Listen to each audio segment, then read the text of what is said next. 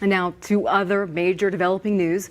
Former President Donald Trump is now the first president to ever be criminally charged and convicted. A jury of 12 New Yorkers deliberated less than 10 hours. This afternoon, they returned guilty verdicts on 34 counts of falsifying business records. Each of those counts were related to hush money payments made to adult film actress Stormy Daniels to keep an alleged affair out of the public eye during the 2016 presidential elections. You have seen the viral headlines and the videos with millions of views claiming the 34-count jury verdict was the final word. But as we stand here in January 2026, those millions of viewers are about to witness a historic reversal. The architects of Malice thought they had built a permanent monument to their legal campaign, but they forgot one thing: the Constitution is the ultimate eraser. Today, we are not just looking at an appeal. We are looking at the structural collapse of a case that was poisoned from day one. Before we dive into the deep evidence, let me give you the roadmap of exactly what we are covering today so you can see the full scope of this legal extraction. First, we are exposing the ghost crime used to manufacture these felonies. Second, we are breaking down how the immunity infection from the Supreme Court has made the original trial record toxic. Third, we are invoking the nuclear option of federal supremacy.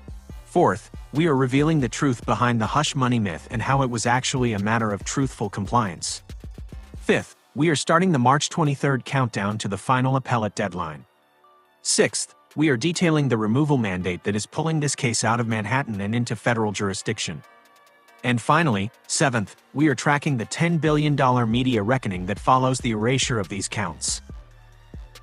Before we move into point number one, if you are ready for the truth that the mainstream media is hiding, hit that like button right now to help this video break through the algorithm.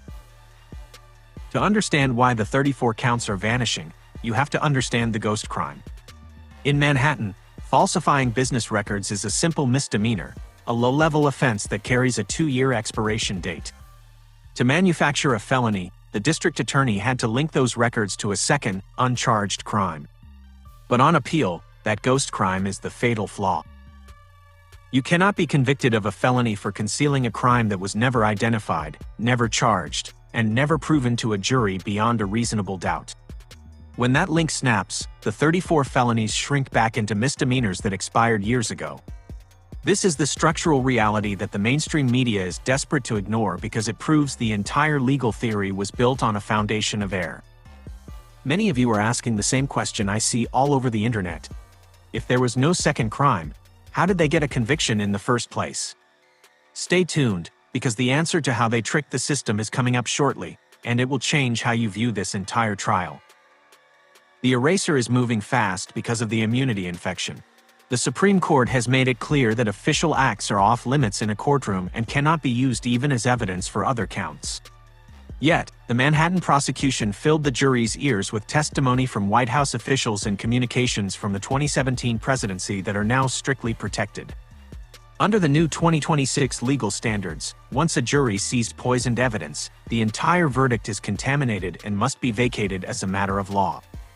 You cannot just remove the bad parts. The law requires the entire 34-story staircase to be demolished because the jury's mind was influenced by evidence that should have never been allowed inside the building.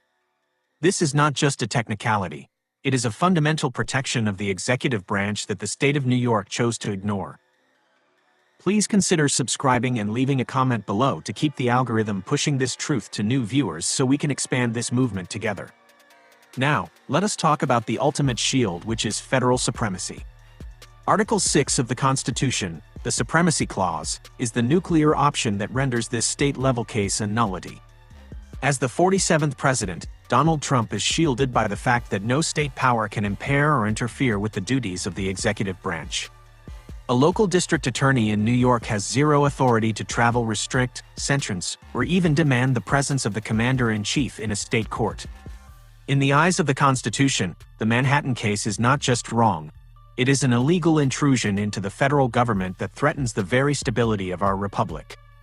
This clash of jurisdictions is exactly why the federal courts are now stepping in to remind the state of New York that they do not sit above the supreme law of the land.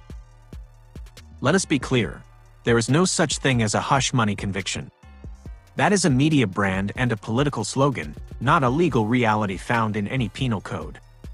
What we actually have are 34 counts of internal bookkeeping entries that the media has tried to weaponize as election interference to sway public opinion. But internal ledgers are not campaign contributions, and paying for a non-disclosure agreement is a standard, legal private practice used by thousands of people every single year.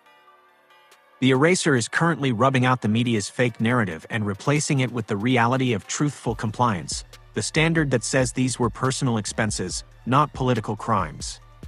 By mislabeling these documents, the prosecution tried to create a crime where none existed, but the appellate record is now correcting that fiction with cold, hard facts.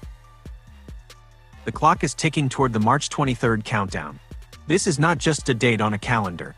It is the final deadline for the New York Appellate Division to decide if they want to stand with the Constitution or face a total federal takeover of the case.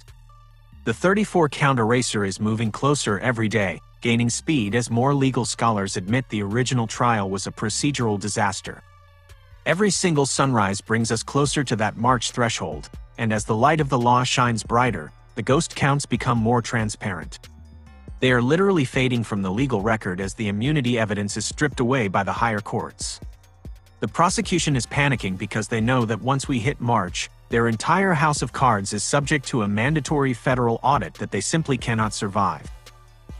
Make sure to subscribe and hit that notification bell right now so you are the first to be notified when the next update in this countdown drops.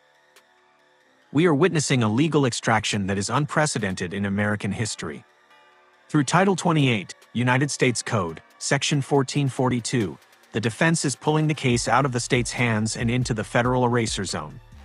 By moving the case to federal court, the defense ensures that the Manhattan District Attorney's local political influence is neutralized by a neutral federal bench. This removal mandate means the case is judged by federal standards, the same standards that already say the ghost crimes are not crimes at all under federal election law. This is how you win a blitzkrieg. You move the battlefield to where your opponent has no power and where the law is applied without local bias. This reversal is not just about the courtroom. It is about the $10 billion trap that the mainstream media walked right into. When the ERASER hits zero and the 34 counts vanish, the networks that branded the president a convicted felon for years will face a catastrophic legal bill for defamation and targeted malice. Under the stipulated consent decree, media outlets will have to choose primetime retractions or massive liquidated damages that could bankrupt entire departments. This is the financial checkmate we discussed in Part 1, and it is the reason why you see the media tone starting to shift as they realize their legal exposure is massive. They thought they were trapping a president, but they actually trapped their own balance sheets and their remaining credibility. Finally, we look at the restoration of the 47th president and the return to constitutional order. The goal of the 34-count campaign was to tarnish the brand and prevent the return to power, but it has done the exact opposite by galvanizing the American people.